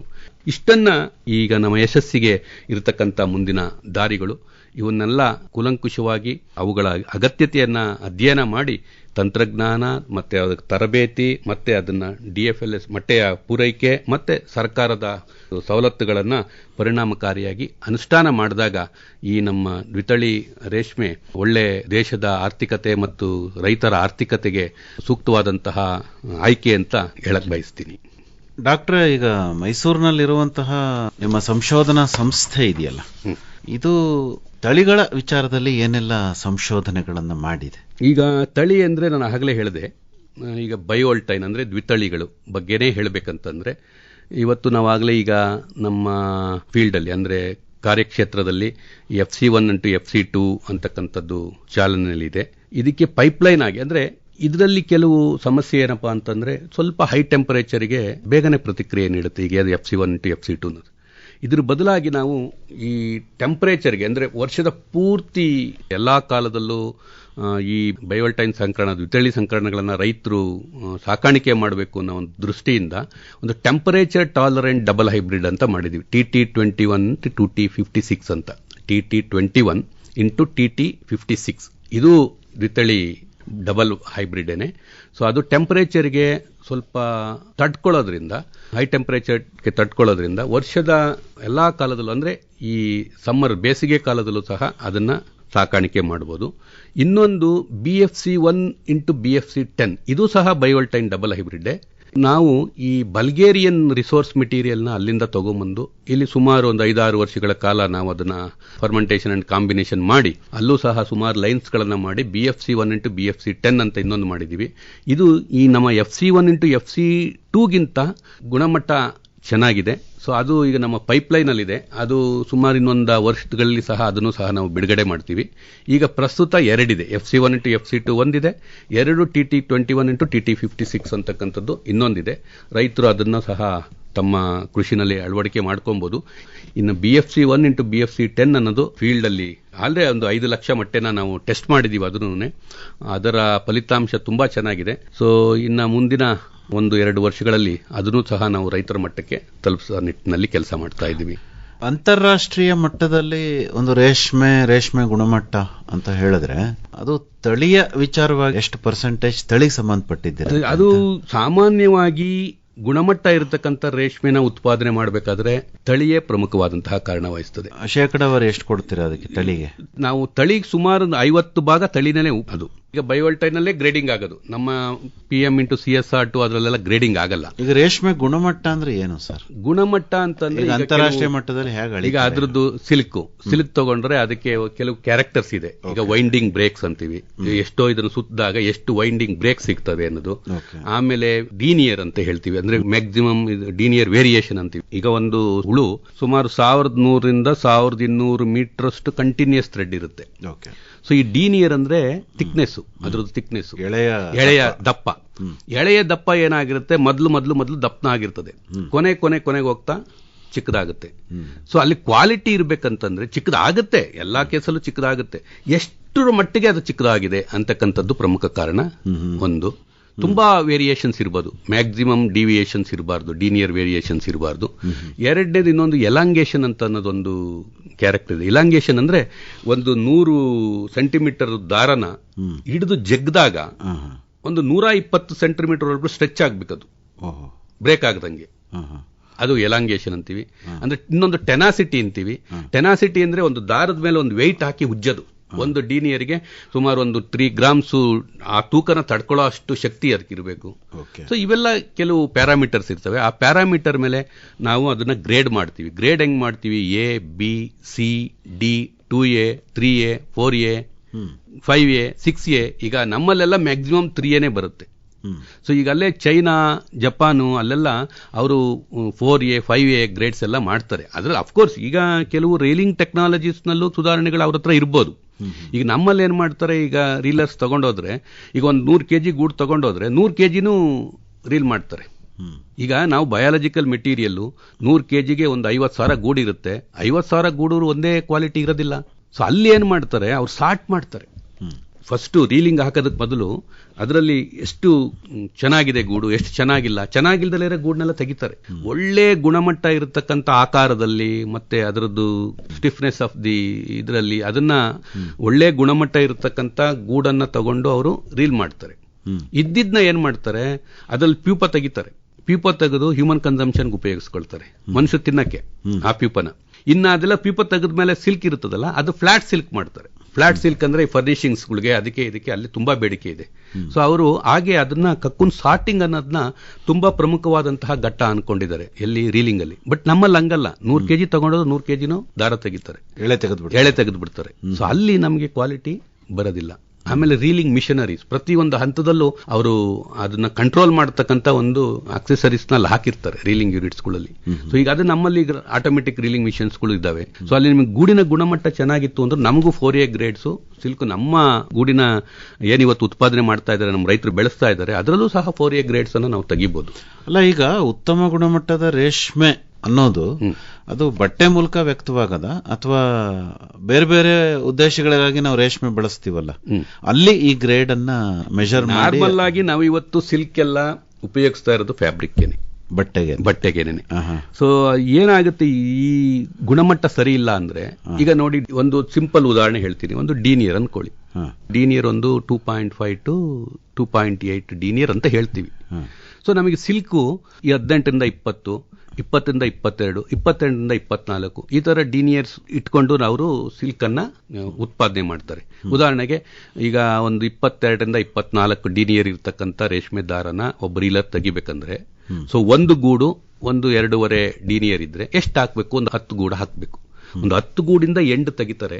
ಎಂಡ್ ತೆಗೆದು ಅದನ್ನ ಎಲ್ಲ ಟ್ವಿಸ್ಟ್ ಮಾಡಿ ಒಂದು ಇದ್ರ ಮುಖಾಂತರ ಮೂವ್ ಮಾಡಿ ಮಾಡ್ತಾ ಇರ್ತಾರೆ. ಗುಣಮಟ್ಟ ಅಲ್ಲಿ ಇಲ್ಲ ಗೂಡ್ನಲ್ಲಿ ಅಂತಂದ್ರೆ ಏನಾಗುತ್ತೆ, ಓಡ್ತಾ ಇರುತ್ತಲ್ಲ, ಕಟ್ ಆಗ್ಬಿಡುತ್ತೆ. ಯಾವ್ದೋ ಒಂದು ಈಗ 8 ಓಡ್ತಿದ್ದು 7ಕ್ಕೆ ಬಂದು ನಿಂತ್ಕೊಳ್ತದೆ. 7ಕ್ಕೆ ಬಂದು ನಿಂತ್ಕೋಬೇಕಾದ್ರೆ ಅವ್ನು ಬಂದು ಮತ್ತೆ ತಿರ್ಗಾ ನೋಡ್ಬೇಕು, ಎಲ್ಲಿ ನಿಂತಿರುತ್ತೆ ಅಂತ ನೋಡ್ಬೇಕು. 7ಕ್ಕೆ ಕಟ್ ಆಗಿರುತ್ತೆ, ಅದೊಂದು ಜಾಯಿನ್ ಮಾಡ್ಬೇಕು. ಅಷ್ಟೊತ್ತಿಗೆ ಎಷ್ಟೋ ಸುತ್ತಕೊಂಡಿರುತ್ತಲ್ಲಿ ಅಲ್ವಾ. ಸೊ ಅವಾಗ ಏನಾಗುತ್ತೆ, ಈ ಸಿಲ್ಕ್ ಗುಣಮಟ್ಟ ಕಡಿಮೆ ಆಗೋಗುತ್ತೆ. ಬಟ್ಟೆನಲ್ಲಿ ಹೇಗೆ ಗೊತ್ತಾಗುತ್ತೆ? ಬಟ್ಟೆನಲ್ಲಿ ಹೇಳ್ತೀನಿ ಆಮೇಲೆ. ಈಗ ಆಮೇಲೆ ಏನಾಗುತ್ತೆ, ಈ ಸಿಲ್ಕ್ ಅನ್ನ ತೆಗಿತಾರೆ. ಸಿಲ್ಕ್ ಅನ್ನು ತೆಗೆದ ಮೇಲೆ ಅದನ್ನ ಟ್ವಿಸ್ಟ್ ಮಾಡಬೇಕು. ನುಲ್ಚಬೇಕು. ಈಗ ಡಬ್ಲಿಂಗು ಅವೆಲ್ಲ ಮಾಡ್ಬೇಕಾದ್ರೆ ನುಲ್ಚಬೇಕಾಗುತ್ತೆ. ನುಲ್ಚಬೇಕಾದ್ರೆ ಏನಾಗುತ್ತೆ, ಈಗ ಚಿಫಾನು ಜಾರ್ಜೆಟ್ಸ್ ಸ್ಯಾರೀಸ್ನಲ್ಲೆಲ್ಲ ಅವರು ಒಂದು 120 ಟ್ವಿಸ್ಟ್ ಮಾಡ್ತಾರೆ ಪ್ರತಿ ಇಂಚಿಗೆ. ಅಷ್ಟು ಮಾಡಿದಾಗ ಈ ಸಿಲ್ಕ್ ಗುಣಮಟ್ಟ ಇಲ್ದಲೇ ಇದ್ರೆ ಕಟ್ಟಾಗೋಗುತ್ತೆ. ಇನ್ನು ಬಟ್ಟೆ ವಿಷಯಕ್ಕೆ ಬನ್ನಿ. ಬಟ್ಟೆ ವಿಷಯ ನಾನು ಆಗ್ಲೇ ಹೇಳಿದೆ, ಹಿಂಗ್ ವಾರ್ಪ್ ಥ್ರೆಡ್ ಯೂಸ್ ಮಾಡ್ತಾರೆ, ಹಿಂಗ್ ವೆಫ್ಟ್ ಯೂಸ್ ಮಾಡ್ತಾರೆ ಅಂತ. ಅಡ್ಡ ಉದ್ದ, ಈ ಉದ್ದಕ್ಕೆ ಒಳ್ಳೆ ಗುಣಮಟ್ಟ ಇರಬೇಕು ಅಂತ ಹೇಳ್ತೀವಿ. ಯಾಕಪ್ಪ ಇರಬೇಕು? ಗುಣಮಟ್ಟ ಇಲ್ದಲೇ ಇದ್ರೆ ಏನಾಗುತ್ತೆ, ಈ ಕಡೆ ಜೆಟ್ಟು ಈ ಅಡ್ಡದ್ದು ಹೋಗಿ ಹೋಗಿ ಹೋಗಿ ಹೊಡಿತಾ ಇರ್ತದೆ. ನೀವು ವೀವಿಂಗ್ ಮಿಷನ್ ನಲ್ಲಿ ನೋಡಿದ್ರೆ ಗೊತ್ತಾಗ್ತದೆ. ಸೊ ಹೊಡೆದಾಗ ಈ ಕ್ವಾಲಿಟಿ ಇಲ್ದಲೇ ಇದ್ರೆ, ಈಗ ಅಲ್ಲಿ ನಾವು ಒಂದೇ ಸಿಲ್ಕ್ ಇಲ್ಲ, ಸುಮಾರು ಒಂದು 10-12 ಗೂಡಿಂದ ನಾವು ಸೇರಿಸ್ಬಿಟ್ಟು ಟ್ವಿಸ್ಟ್ ಮಾಡಿರ್ತೀವಿ. ಅವಾಗ ಏನಾಗುತ್ತೆ, ಎಳೆ ಬಿಟ್ಕೊಂಡ್ಬಿಡುತ್ತೆ. ಎಳೆ ಬಿಟ್ಕೊಂಡಿದ್ದು ಪ್ರೊಜೆಕ್ಷನ್ ಬಂದ್ಬಿಡುತ್ತೆ ನಿಮ್ ಸಿಲ್ಕ್. ಈಗ ಸ್ಯಾರೀಸ್ಗಳೆಲ್ಲ ಮೇಲೆ, ಈಗ KSIC ಸ್ಯಾರೀಸ್ ಸೆಕೆಂಡ್ಸ್ ಅಂತಾರಲ್ಲ, ಅಲ್ಲಿ ಯಾವ್ದೋ ಒಂದ್ಸರಿ ಮೇಲೆ ಒಂದು ಪ್ರೊಜೆಕ್ಷನ್ಸ್ಗಳು ಬಂದಿರ್ತವೆ, ಯಾವ್ದೋ ಒಂದು ದಾರ ಕಟ್ಟಾಗಿ ಒಂದು ದಾರ ಇರೋದಿಲ್ಲ. ಈ ತರ ಇದ್ರ ಮೇಲೆ ನಮ್ಮ ಫ್ಯಾಬ್ರಿಕ್ ಮೇಲೆ ಈ ಸಿಲ್ಕ್ ಕ್ವಾಲಿಟಿ ಪ್ರಭಾವ ಬೀರುತ್ತೆ. ಹಾಗಾಗಿ ತಳಿಯ ಒಂದು ಪಾತ್ರ ಬಹಳ, ತಳಿಯ ಪಾತ್ರ ಪ್ರಮುಖವಾಗಿರುತ್ತೆ, ಪ್ರಧಾನವಾಗಿರುತ್ತೆ. ಆ ತಳಿ ನಮ್ಮಲ್ಲಿ ಸಫಲತೆ ಕಾಣಬೇಕಂತಂದ್ರೆ ಪ್ರಮುಖವಾಗಿ ಒಂದು 3 ಅಂಶಗಳು. ಒಂದು, ನಾವು ಏನು ಸೊಪ್ಪನ್ನ ತಿನ್ನಿಸ್ತೀವಿ ಅದರಲ್ಲಿ ಏನು ಗುಣಮಟ್ಟ ಇದೆ, ಸೊಪ್ಪಿನ ಗುಣಮಟ್ಟ. ಇದು ಒಂದು 38 ಭಾಗ ಈ ಬೆಳೆಗಳ ಸಫಲತೆಯನ್ನು ನಿರ್ಧಾರ ಮಾಡುತ್ತೆ. ಅದು ಬಿಟ್ರೆ ನಂತರ ಕ್ಲೈಮೇಟ್, ವಾತಾವರಣ, ಅದೊಂದು 36% ಅಷ್ಟು. ನಾವು ಇವೆರಡನ್ನು ಹೇಗೆ ಮ್ಯಾನೇಜ್ ಮಾಡ್ತೀವಿ ಅಂತಕ್ಕಂಥದ್ದು ಒಂದು 12%.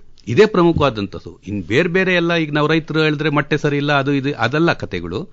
ಕತೆ ಇರೋದು ಈ 3ರಲ್ಲಿ.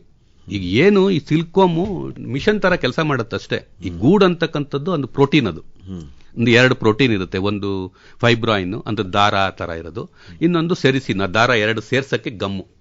ಇವೆರಡು ಪ್ರೋಟೀನೇನೆ. ನಾವು ಉಳುಕ್ಕೇನು ಪ್ರೋಟೀನ್ ಏನು ನೀರಿನ ಮುಖಾಂತರ ಕೊಡಲ್ಲ ಅಥವಾ ಇಂಜೆಕ್ಟ್ ಮಾಡೋದಿಲ್ಲ. ಆ ಪ್ರೋಟೀನ್ ಯಾವ ಪ್ರೋಟೀನ್ ಬರಬೇಕು? ಈ ಒಂದು ಹಿಪ್ಪನೇರಳೆ ಪ್ರೋಟೀನ್ ಇಂದಾನೇ ಬರಬೇಕು, ಎಲೆ ಮುಖಾಂತರನೇ ಬರಬೇಕು. ನಾವು ಲಿಟರಲ್ ಆಗಿ ಹೇಳ್ಬೇಕಂತಂದ್ರೆ, ಹಿಪ್ಪನೇರಳೆ ಸೊಪ್ಪಿನಲ್ಲಿ ಅಥವಾ ಹುಳು ತಿಂದಂತ ಸೊಪ್ಪಿನಲ್ಲಿ ಎಷ್ಟು ಪ್ರಮಾಣದ ಪ್ರೋಟೀನ್ ಇರುತ್ತೆ, ಆ ಪ್ರೋಟೀನ್ ಅಲ್ಲಿ ನಿಮ್ಗೆ 60 ಭಾಗ ಗೂಡಾಗಿ ಬರುತ್ತೆ. ಅಷ್ಟೇ ಅರ್ಥ ಮಾಡ್ಕೋಬೇಕಾಗಿರೋದು ನಮ್ಮ ರೈತರು. ಮಲ್ಬರಿನಲ್ಲಿ ಇರ್ತಕ್ಕಂಥ ಪ್ರೋಟೀನ್ ಅನ್ನ ಸಿಲ್ಕ್ ಪ್ರೋಟೀನ್ ಆಗಿ ಕನ್ವರ್ಟ್ ಮಾಡುತ್ತೆ. ಡಾಕ್ಟರ್ ದಯಾನಂದ್ ಅವರ, ಈಗ ರೇಷ್ಮೆ ಗುಣಮಟ್ಟ ಅಂತ ನಾವೇನ್ ಮಾತಾಡ್ತೀವಲ್ವಾ, ಇದು ತಾಯಿಯ ಗುಣನ ತಂದೆ ಗುಣನ? ಇದು ಮೆಟರ್ನಲಿ ಇನ್ಹೆರಿಟೆಡ್ ಪ್ರಾಪರ್ಟೀಸು, ತಾಯಿ ಕಡೆಯಿಂದಾನೇ ಜಾಸ್ತಿ ಹೋಗ್ತದೆ. ತಂದೆ ಗುಣ ಏನಾಗಾದ್ರೆ? ತಂದೆ ಗುಣ ಇಲ್ಲವೇ ಇಲ್ಲ ಅಂತ ಹೇಳಕ್ಕಾಗೋದಿಲ್ಲ. ಸೊ ತಂದೆ ಗುಣನೂ ಇರುತ್ತೆ. ಈಗ ಉದಾಹರಣೆಗೆ ಹೇಳ್ಬೇಕಂತಂದ್ರೆ, ಗೂಡು ಇರುತ್ತಲ್ಲ, ಗೂಡಿನ ವಿಷಯಕ್ಕೆ ಬಂದಾಗ ಮೇಲ್ಗೂಡು ಅಂದ್ರೆ ಗಂಡು ಗೂಡು ಏನಾಗಿರುತ್ತೆ, ವೆಯ್ಟ್ ಕಡಿಮೆನೇ ಇರುತ್ತೆ, ಸಿಲ್ಕ್ ಕ್ವಾಲಿಟಿ ಚೆನ್ನಾಗಿರುತ್ತೆ ಅದ್ರಿಗೆ. ಗಂಡಲ್ಲಿ ತಂದಾಗ ಸಿಲ್ಕ್ ಕ್ವಾಲಿಟಿ ಗಂಡಲ್ಲಿ ಚೆನ್ನಾಗಿರುತ್ತೆ. ಈಗ ಫೀಮೇಲ್ ಆದ್ರೆ ಅದರಲ್ಲಿ ಏನ್ ಪ್ರೋಟೀನು ಸ್ವಲ್ಪ ಡಿವಿಯೇಷನ್ ಆಗುತ್ತೆ. ಈ ಎಗ್ ಓವರಿಯಲ್ಸ್ ಅಂತ ಅದಕ್ಕೆ ಡೆವಲಪ್ಮೆಂಟ್ಗೆ ಅದಕ್ಕೆ ಇದಕ್ಕೆ ಹೋಗುತ್ತೆ. ಶೆಲ್ ಪರ್ಸೆಂಟೇಜ್ ಅಂತ ಏನ್ ಹೇಳ್ತೀವಿ ಅಂದ್ರೆ, ಶೇಕಡಾವಾರು ಕವಚದ ಅಂಶ ಫೀಮೇಲ್ ಅಲ್ಲಿ ಕಡಿಮೆ ಇರುತ್ತೆ, ಮೇಲಲ್ಲಿ ಜಾಸ್ತಿ ಇರುತ್ತೆ. ಯಾಕೆ ಮೇಲಲ್ಲಿ ಜಾಸ್ತಿ, ಫೀಮೇಲ್ ಅಲ್ಲಿ ಕಡಿಮೆ ಇರುತ್ತೆ? ಅಲ್ಲಿ ಸ್ವಲ್ಪ ಪ್ರೋಟೀನ್ ಅನ್ನ ಈ ಓವರಿಯಲ್ಸ್ ಮೊಟ್ಟೆ ಅದು ಇದು ಮಾಡೋಕೆ ಡೈವರ್ಟ್ ಆಗುತ್ತೆ. ಸೊ ಇಲ್ಲಿ ಈ ಸ್ಪರ್ಮ್ ಡೆವಲಪ್ಮೆಂಟ್ ಮಾಡಕ್ಕೆ ಅಷ್ಟು ಪ್ರೋಟೀನ್ ಬೇಕಿಲ್ಲ ಮೇಲ್ಗೆ. ಸೊ ಹಂಗಾಗಿ ಏನಾಗುತ್ತೆ, ಸಿಲ್ಕ್ ಕನ್ವರ್ಷನ್ ಕಡೆಗೆ ಜಾಸ್ತಿ ಹೋಗುತ್ತೆ. ಸೊ ಸಿಲ್ಕ್ ಕ್ವಾಲಿಟಿ ಡಿಸೈಡ್ ಮಾಡೋದು ಮೇಲು, ನಿಮ್ಮ ಗೂಡಿನ ಇಳುವರಿ ಡಿಸೈಡ್ ಮಾಡೋದು ಫೀಮೇಲು. ಫೀಮೇಲ್ ಅಲ್ಲಿ ಗೂಡಿನ ತೂಕ ಜಾಸ್ತಿ ಇರುತ್ತೆ ಮೇಲಿ ಕಂಪೇರ್ ಮಾಡಿದ್ರೆ. ಅದೇ ರೀತಿ ಸಿಲ್ಕ್ ನ ಈ ಕವಚದ ಅಂಶ ಏನಿರುತ್ತೆ ಅದು ಮೇಲಲ್ಲಿ ಜಾಸ್ತಿ ಇರುತ್ತೆ, ಫೀಮೇಲ್ ಅಲ್ಲಿ ಕಡಿಮೆ ಇರುತ್ತೆ. ಡಾಕ್ಟ್ರೆ, ಈಗ ನಾವು ವಿದೇಶಿ ತಳಿಗಳ ಮೇಲೆ ಯಾಕೆ ಅವಲಂಬಿತರಾಗಿದ್ದೀವಿ ಅಷ್ಟೊಂದು? ನಮ್ಮ ದೇಶದಲ್ಲಿ ಒಳ್ಳೆ ಗುಣಮಟ್ಟದ ತಳಿಗಳು ಇಲ್ವೇ? ನಮ್ಮ ದೇಶದಲ್ಲಿ ಅಂದ್ರೆ ಈಗ ಪ್ಯೂರ್ ಮೈಸೂರು ಇದೆ, ಕೆಲವು ಇನ್ಹೆರೆಂಟ್ ಪ್ರಾಪರ್ಟೀಸ್ ಅವನ್ನ ಚೇಂಜ್ ಮಾಡಕ್ಕಾಗಲ್ಲ. ಈಗ ಪ್ಯೂರ್ ಮೈಸೂರು ಅಂತ ನಾವೇನ್ ಹೇಳ್ತೀವಿ, ಮೈಸೂರು ಶುದ್ಧ, ಅದ್ರ ಗೂಡು ತೂಕ ಸುಮಾರು 1 ಗ್ರಾಮಿಂದ 1.2 ಗ್ರಾಮ್ ಇರುತ್ತೆ. ಅದ್ರದ್ದು ಶೆಲ್ಲು ಅನುಪಾತ, ಶೆಲ್ಲಿನ ಅಂಶ ಶೇಕಡಾವರು ಒಂದು 14-15% ಇರುತ್ತೆ. ಸೊ ಅದು ಇನ್ಹೆರೆಂಟ್ ಪ್ರಾಪರ್ಟಿ. ಸೊ ಅದೇ ಅದು it is not a breed. ಅಲ್ಲ, ನಮ್ಮಲ್ಲಿ ವಿದೇಶದಲ್ಲಿರುವಂತಹ ನಾವು ವಿದೇಶದ ಒಂದೇ ಏನು ಒತ್ಕೊಂಬಂದು ಇಲ್ಲಿ ಅವನ್ನೇ ಏನ್ ಮಾಡ್ತಿಲ್ಲ, ಆ ವಿದೇಶದಿಂದ ಮೆಟೀರಿಯಲ್ ತಗೊಂಬರ್ತೀವಿ ಅಷ್ಟೇ. ಏನಿವತ್ತು CSR2 ಇದೆ, 4 ಇದೆ, 6 ಇದೆ, 26 ಇದೆ, ಬಯೋಲ್ಟೈನ್ಸ್ ಇದಾವೆ, ಅವೆಲ್ಲ ವಿದೇಶದ ಮೂಲ ಅಷ್ಟೇನೆ. ಅಭಿವೃದ್ಧಿ ಆಗಿರೋದು ಇಲ್ಲಿ. ಅವನ್ನ ನಾವು ಡೆವಲಪ್ ಮಾಡಿರೋದು ಇಲ್ಲಿ. ಅಲ್ಲಿ ಏನೋ ಒಂದ್ ಸ್ವಲ್ಪ ಮೆಟೀರಿಯಲ್ಸ್ ತಗೊಂಬರ್ತೀವಿ, ಅದನ್ನ ಫರ್ಮೆಂಟೇಷನ್ ಅಂಡ್ ಕಾಂಬಿನೇಷನ್ ಮಾಡಿ ಇಟ್ ಟೇಕ್ಸ್ ಮಿನಿಮಮ್ ಒಂದು 10 years ಆಗುತ್ತೆ. ಇವೆಲ್ಲ CSR2 ಅಲ್ಲಿ ಬೆಳೀತಾ ಇದಾರೆ, ಇಲ್ಲಿ ತಗೊಂಬಂದ್ ಮಾಡೋದಲ್ಲ. ಅಲ್ಲಿಂದ ಓನ್ಲಿ ಬ್ರೀಡಿಂಗ್ ರಿಸೋರ್ಸ್ ಮೆಟೀರಿಯಲ್ ಅಂತೀವಿ, ನಮ್ಮ ತಳಿಯ ಉತ್ಪಾದನೆಗೆ ಅಲ್ಲಿಂದ ಏನೋ ಸ್ವಲ್ಪ ಮೆಟೀರಿಯಲ್ ತಗೊಂಬರ್ತೀವಿ. ಆ ಮೆಟೀರಿಯಲ್ನ ಇಲ್ಲಿ ನಾವು ಫರ್ಮೆಂಟೇಶನ್ ಕಾಂಬಿನೇಷನ್ ಮಾಡಿ ಸೊ ಅದರಲ್ಲಿ ಒಂದು ತಳಿ ಅಭಿವೃದ್ಧಿ ಮಾಡ್ಬೇಕಂತಂದ್ರೆ ಸುಮಾರು ನಮಗೆ 5 ವರ್ಷಗಳು ಬ್ರೀಡಿಂಗ್ ಮಾಡಬೇಕಾಗುತ್ತೆ, ಇನ್ನೊಂದು 5 ವರ್ಷಗಳು ಟ್ರಯಲ್ ಮಾಡಬೇಕಾಗುತ್ತೆ. ನಮಗೊಂದು ಮಿನಿಮಮ್ 10 ಇಯರ್ಸ್ ಯಾವ್ದಾದ್ರು ಒಂದು ಹೊಸ ತಳಿ ಅಥವಾ ಹೊಸ ಸಂಕರಣ ಫೀಲ್ಡಿಗೆ ಬರ್ಬೇಕಂದ್ರೆ ಅಷ್ಟು ಸಮಯ ಹಿಡಿಯುತ್ತೆ. ಓಕೆ, ರೈತ ಇದನ್ನೆಲ್ಲ ಅರ್ಥ ಮಾಡ್ಕೊಳ್ಳೋದು ತುಂಬಾ ಕಷ್ಟ. ಅವನಿಗೆ ಏನೇ ಹೇಳಿದ್ರು ಅವನು ಯೋಚನೆ ಮಾಡೋದು ಅವನು ಸುಲಭವಾಗಿ ಯಾವ್ದನ್ನು ಬೆಳಿಬಹುದು ಅದನ್ನ ನಾನು ಬೆಳಿತೀನಿ ಅಂತಲೇನೆ ರೈತರು ಹೇಳೋದು. ಆ ಒಂದು ಕಾರಣಕ್ಕೇನೆ ಕೋಲಾರ ಗೋಲ್ಡ್ ಮಾರುಕಟ್ಟೆನಲ್ಲಿ ಕ್ರಾಂತಿ ಮಾಡ್ಬಿಡ್ತು ಅಲ್ವಾ ದಯಾನಂದ ಅವರೇ? ಸೊ ಈಗ ರೈತನನ್ನು ಹೇಗೆ ಕನ್ವಿನ್ಸ್ ಮಾಡ್ತೀರಾ ನೀವು? ಈಗ ನೋಡಿ, ದಿನೇ ದಿನೇ ದಿನೇ ಏನಾಗ್ತಾ ಇದೆ, ನಮ್ಮ ಮಿಶ್ರತಳಿ ರೇಷ್ಮೆ ಕಡಿಮೆ ಆಗ್ತಾ ಇದೆ, ಬಯೋಲ್ಟೈನು ಜಾಸ್ತಿ ಆಗ್ತದೆ. ಓಕೆ, ಸೊ ಅದಕ್ಕೆ ಏನ್ ಮಾಡಬೇಕು ನಾವು? ನಾನು ಆಗ್ಲೇ ಹೇಳಿದಾಗ ಏನ್ ತಂತ್ರಜ್ಞಾನ ನಾವು ಅಭಿವೃದ್ಧಿ ಮಾಡ್ತೀವಿ, ಅವು EQ ಫಾರ್ಮುಲಾ ಸೆಟ್ ಆಗಬೇಕು. ಆಮೇಲೆ ರೈತರಿಗೆ ಅದನ್ನ ತರಬೇತಿ ಕೊಡಬೇಕು. ಆಮೇಲೆ ಸರ್ಕಾರದಿಂದ ಬೆಂಬಲ ಇರಬೇಕು. ಏನು ಸರ್ಕಾರದಿಂದ ಬೆಂಬಲನ ನಾವು ಘೋಷಿಸ್ತೀವಿ ಅದು ನಾವು ಇಂಪ್ಲಿಮೆಂಟೇಷನ್ ಮಾಡಬೇಕು. ಸೊ ಇವೆಲ್ಲ ಆದಾಗ ಮಾತ್ರ ಈ ಒಂದು ದ್ವಿತಳಿ ಸಂಕರಣ ಅಥವಾ ಬಯೋಲ್ಟೈನ್ ರೇಷ್ಮೆನ ನಮ್ಮ ರೈತರು ಅವರ ರೇಷ್ಮೆ ಕೃಷಿನಲ್ಲಿ ಅಳವಡಿಸಿಕೊಂಡಾಗ ಭವಿಷ್ಯದಲ್ಲಿ ಭಾರತ ರೇಷ್ಮೆ ಕ್ಷೇತ್ರವನ್ನ ಇನ್ನಷ್ಟು ಬಲಪಡಿಸುವುದರಲ್ಲಿ ಯಾವುದೇ ಸಂಶಯ ಇಲ್ಲ ಅಂತ ಈ ಮುಖಾಂತರ ನಮ್ಮ ರೈತ ಬಾಂಧವರಿಗೆ ತಿಳಿಸಲು ಇಚ್ಛೆ ಪಡ್ತೀನಿ. ಈಗ ಪ್ರೋಟೀನ್ ಜಾಸ್ತಿ ಕೊಡುವಂತಹ ಹಿಪ್ಪನೇರಳೆ ಸೊಪ್ಪಿನ ಒಂದು ಆವಿಷ್ಕಾರನೂ ತಾವು ಮಾಡ್ತಾ ಇದ್ದೀರಿ ಅಲ್ವೇ? ಹೌದೌದು. ಈಗ V1 ಇದೆ, ಒಂದೇ ಉತ್ತಮವಾದಂತಹ ಗುಣಮಟ್ಟ ಇರತಕ್ಕಂತ ಪ್ರೋಟೀನೇ ಇದೆ ಅದ್ರಾಗೆ. ಅದಕ್ಕಿಂತ ಇನ್ನು ಮುಂದೆ ಹೋದ್ರೆ ಇನ್ನೊಂದು G4 ಅಂತ ಒಂದು ವೆರೈಟಿನ ಡೆವಲಪ್ ಮಾಡಿದೀವಿ ನಮ್ಮ ಸಂಶೋಧನೆಯಲ್ಲಿ. ಅದಕ್ಕೂ ಇನ್ನೂ ಒಂದು ಈಗ ಹೊಸದಾಗಿ AGB8 ಅಂತ ಒಂದು ಮಾಡಿದ್ದೀವಿ. ಇವೆಲ್ಲ ಒಂದು ಇಳುವರಿ, ಎರಡನೇದು ಗುಣಮಟ್ಟ. ಇಳುವರಿ ಕಾಂಪ್ರಮೈಸ್ ಆಗಂಗಿಲ್ಲ. ಇವತ್ತು ಒಂದು ಎಕರೆಗೆ ಒಂದು 60,000 kgಯಷ್ಟು ಸೊಪ್ಪಿನ ಇಳುವರಿ ಪ್ರತಿ ವರ್ಷಕ್ಕೆ ಬರ್ತಾ ಇದೆ ಅಂದ್ರೆ ನಾವು ಕಾಂಪ್ರಮೈಸ್ ಆಗಂಗಿಲ್ಲ ಎಲ್ಲೂನೇ. ಅದಕ್ಕಿಂತ ನಾವು ಇನ್ನೇನು ಹೊಸದಾಗಿ ಮಾಡ್ತೀವೋ ಅದಕ್ಕಿಂತ ಇಳುವರಿಗಿಂತ ಜಾಸ್ತಿ ಇರಬೇಕು. ಗುಣಮಟ್ಟ ಅಂದ್ರೆ ಈಗ ಒಂದು ನಮ್ಮ ಸಾಯಿಲ್ಗೂ ಒಂದು ಕಂಡೀಷನ್ ಇರುತ್ತೆ, ಒಂದು ಮಟ್ಟ ಇರುತ್ತೆ. ಆ ಮಟ್ಟ ಮೀರಿ ತುಂಬಾ ಹೋಗ್ಬೇಕಂತಂದ್ರೆ ಅದು ಮಿರಾಕಲ್ ಆಗ್ಬೇಕು. ಸೊ ನಮ್ಮಲ್ಲಿ ಎಷ್ಟು ಸಾಧ್ಯವಾಗುತ್ತೋ ಅಷ್ಟನ್ನು ನಾವು ಮಾಡ್ತಾ ಇದೀವಿ. ಇವತ್ತು ನಮ್ಮ ಪೊಟೆನ್ಶಿಯಾಲಿಟಿ ಒಂದು ಎಕರೆಗೆ ಪ್ರತಿ ವರ್ಷಕ್ಕೆ 60,000-70,000 kg ಇಳುವರಿ ಕೊಡ್ತಕ್ಕಂತ ಹಿಪ್ಪನೇರಳೆ ತಳಿಗಳು ಇದಾವೆ. ಹೆಚ್ಚಿನ ಮಾಹಿತಿಗೆ ಡಾಕ್ಟರ್ ನಿಮ್ಮನ್ನೇ ನೇರವಾಗಿ ಸಂಪರ್ಕ ಮಾಡಬೇಕು ಅಂತ ಆದ್ರೆ ಸಂಪರ್ಕಕ್ಕಾಗಿ ತಮ್ಮ ಮೊಬೈಲ್ ಸಂಖ್ಯೆ ಕನ್ನಡದಲ್ಲಿ ಹೇಳ್ಬೋದೇ? ಹೇಳ್ಬೋದು, ಖಂಡಿತ. ನನ್ನ ಮೊಬೈಲ್ ಸಂಖ್ಯೆ 83 10 50 51 73. ಇನ್ನೊಮ್ಮೆ ಹೇಳ್ತೀರಾ? 83 10 50 51 73. ಇನ್ನೂ ಒಂದ್ಸರಿ ಹೇಳ್ಬಿಡಿ ಡಾಕ್ಟ್ರೆ. 83 10 50 51 73. ಈ ಸಂಖ್ಯೆಗೆ ಯಾವಾಗ ಬೇಕಾದರೂ ನಮ್ಮ ರೈತ ಬಾಂಧವರು ನಮ್ಮನ್ನ ಸಂಪರ್ಕ ಮಾಡಬಹುದು. ಏನಾದರೂ ಸಮಸ್ಯೆಗಳಿದ್ರೆ ಹೇಳ್ಕೊಳ್ಬಹುದು. ನಮಗೆ ಏನಾದರೂ ಆ ಸಮಸ್ಯೆಗೆ ಉತ್ತರ ತಿಳಿಲಿಲ್ಲ ಅಂದ್ರೂ ನಮ್ಮ ಸಹಪಾಠಿಗಳ ಹತ್ರ ಅದು ತಿಳಿದು ನಿಮಗೆ ವಿಷಯನ ತಲುಪಿಸಕ್ಕೆ ನಾವು ಪ್ರಯತ್ನ ಮಾಡ್ತೀವಿ ಅಂತ ಈ ಒಂದು ಸಂದರ್ಭದಲ್ಲಿ ಹೇಳಲು ಇಚ್ಛೆ ಪಡ್ತೀನಿ. ಒಳ್ಳೆಯದು ಡಾಕ್ಟರ್ ದಯಾನಂದ್ ಅವರೇ, ಇದುವರೆಗೂ ಭಾರತೀಯ ರೇಷ್ಮೆ ಉದ್ಯಮದಲ್ಲಿ ದ್ವಿತಳಿ ರೇಷ್ಮೆಯ ಪಾತ್ರ ಈ ಬಗ್ಗೆ ಬಹಳ ಸೊಗಸಾಗಿ ವಿಚಾರಗಳನ್ನು ತಿಳಿಸಿಕೊಟ್ರಿ. ವಂದನೆಗಳು. ಧನ್ಯವಾದಗಳು. ಭಾರತೀಯ ರೇಷ್ಮೆ ಉದ್ಯಮದ ಅಭಿವೃದ್ಧಿಯಲ್ಲಿ ದ್ವಿತಳಿ ಬೈವೋಲ್ಟೇನ್ ರೇಷ್ಮೆ ಕೃಷಿಯ ಪಾತ್ರ ಕುರಿತು ಇದುವರೆಗೂ ಮೈಸೂರಿನ ಕೇಂದ್ರ ರೇಷ್ಮೆ ಸಂಶೋಧನೆ ಮತ್ತು ತರಬೇತಿ ಸಂಸ್ಥೆಯ ಹಿರಿಯ ವಿಜ್ಞಾನಿ ಡಾ ದಯಾನಂದ ಅವರೊಂದಿಗೆ ಸಂದರ್ಶನ ಕೇಳಿದರೆ ಸಂದರ್ಶಕರು ಎನ್ ಕೇಶವಮೂರ್ತಿ. ಮುಂದಿನ ಬುಧವಾರ 20ನೇ ತಾರೀಖು ವಿವಿಧ ಬೆಳವಣಿಗೆ ಪರಿಸ್ಥಿತಿಗಳಿಗೆ ಸೂಕ್ತವಾದ ಹಿಪ್ಪುನೇರಳೆ ತಳಿಗಳು ಈ ಕುರಿತು ಕೇಂದ್ರ ರೇಷ್ಮೆ ಸಂಶೋಧನೆ ಮತ್ತು ತರಬೇತಿ ಸಂಸ್ಥೆಯ ವಿಜ್ಞಾನಿ ಡಾ ಮಂಜಪ್ಪ ಅವರೊಂದಿಗೆ ಸಂದರ್ಶನ ಕೇಳಬಹುದು. ರೇಷ್ಮೆ ಕೃಷಿ ತಂತ್ರಜ್ಞಾನ ಕುರಿತ ಬಾನುಲಿ ಸರಣಿ ರೇಷ್ಮೆ ರಂಗ ಈವರೆಗೆ ಆಲಿಸಿದಿರಿ. ಕಡಿಮೆ ಅವಧಿಯಲ್ಲಿ ರೇಷ್ಮೆಯ ಬೆಳೆದು ಜೀವನದಲ್ಲಿ ಐಶ್ವರ್ಯವ ಪಡೆದು ಸಿರಿ ತರಲು ರೇಷ್ಮೆ ಕೃಷಿ ಬೆಳೆಯಿರಿ. ಸಹಯೋಗ ಕೇಂದ್ರೀಯ ರೇಷ್ಮೆ ಸಂಶೋಧನೆ ಮತ್ತು ತರಬೇತಿ ಸಂಸ್ಥೆ ಮೈಸೂರು. ಸಂಕಲನ ಆರ್ ಲೋಕೇಶ್ವರಿ. ನಿರ್ಮಾಣ ಎನ್ ಕೇಶವಮೂರ್ತಿ. ಸಿರಿ ತರಲು ರೇಷ್ಮೆ ಕೃಷಿ